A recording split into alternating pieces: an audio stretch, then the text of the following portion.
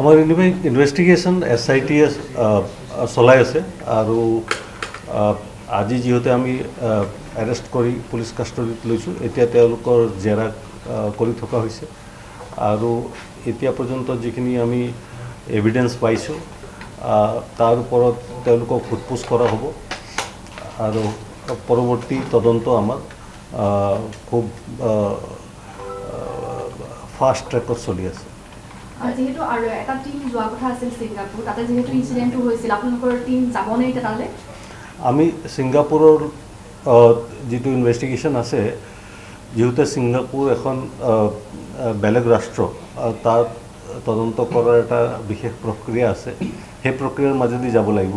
ভাৰত আৰু ছিংগাপুৰৰ মাজত মিউচুৱেল লিগেল ট্ৰিটি এখন আছে সেই ট্ৰিটিৰ মতে আমি তদন্ত কৰিম আমি ইতিমধ্যে আপোনালোকে হয়তো গম পাইছে আমি যিটো মিউচুৱেল লিগেল এছিষ্টেন্স ৰিকুৱেষ্ট বিচাৰিছোঁ সেইটো ইতিমধ্যে ছিংগাপুৰত গৈ পাইছে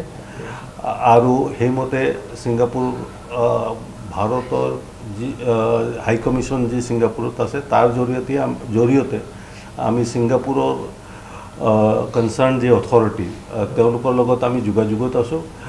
আৰু তেওঁলোকৰ লগত যোগাযোগ কৰি আমাৰ টিম ৰেডি আছে আমি খুব সোনকালে ছিংগাপুৰলৈ টিম পঠিয়াম তাত ইনভেষ্টিগেশ্যন তাত যিখিনি ইনভেষ্টিগেশ্যন কৰিবলগীয়া আছে ছিংগাপুৰত যেহেতু এইটো আমি ছিংগাপুৰ অথৰিটিৰ সহযোগত কৰিব লাগিব সেইখন এখন বেলেগ ৰাষ্ট্ৰ আৰু মিউচুৱেল লিগেল ট্ৰিটি এছিষ্টেন্স ট্ৰিটিৰ জৰিয়তে কৰিব লাগিব সেইখিনি কাম আমাৰ ইতিমধ্যে কৰা হৈছে স্যাৰ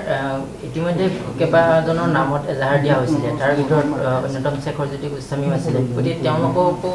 তদন্তৰ আওতাত অনা নহ'ব নেকি মানে সোধা পোছা হৈছে গ্ৰেপ্তাৰ কৰা হ'ব পাৰে নেকি সকলোকে তদন্তৰ আওতাত অনা হ'ব আৰু যাৰ বিৰুদ্ধে যি ধৰণে আমি সাক্ষী এভিডেন্স পাওঁ সেইমতে আমি আইনগত ব্যৱস্থা ল'ম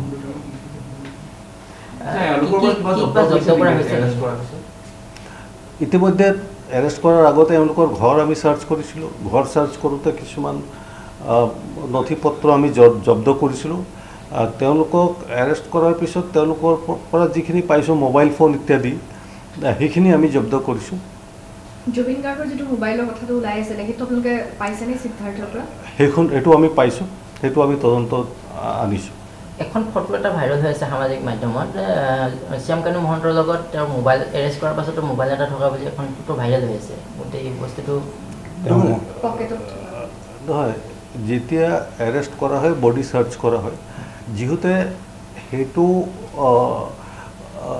বডি চাৰ্চ কৰি গোটেই বস্তুখিনি থানাত জমা কৰি লোৱা হয় গতিকে মোবাইল ফোন এৰেষ্ট কৰাৰ পিছত থকাৰ প্ৰশ্ন নুঠে সকলো বস্তুখিনি জব্দ কৰা হয় লকআপত অনাৰ আগতে